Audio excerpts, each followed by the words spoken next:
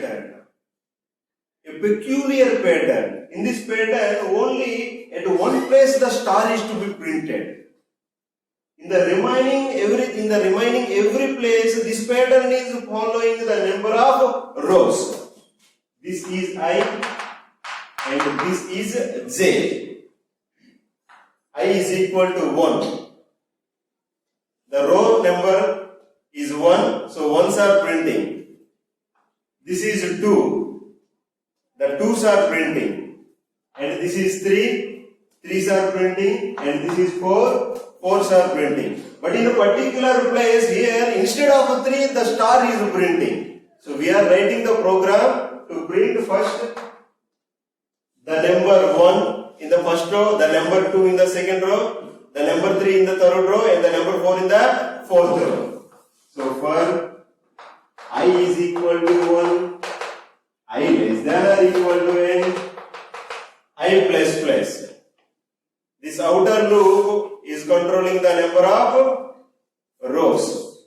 So this is the row factor. In the inner loop we are writing for j is equal to 1, j less than or equal to I, and it is j plus plus. Now we are printing printf percentage d, because it is following the number of rows.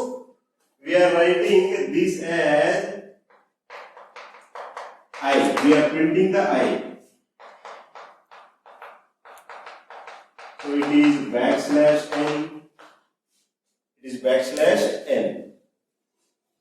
In this particular place only the star should be printed. Here the j value is 2 and the I value is 3. So in this loop we are writing a if condition. If j equal to 2, logical end, I equal to 3. If this condition is true, then instead of I, the star should be printed. In the else case, we are writing this printf statement. If then printf star. And again, we have to use the horizontal tag. Else, we are writing this. Printf percentage d backslash t, and it is I. Okay, so if the condition is true, then the star is printed. If the condition is false, then the number is printed. When the condition is becoming true, when the j value is equal to 2 and the I value is equal to 3, then the condition is true, then star is printed. Otherwise, in all other cases, instead of a star, the number is printed. This is the logic. We will write the program for this.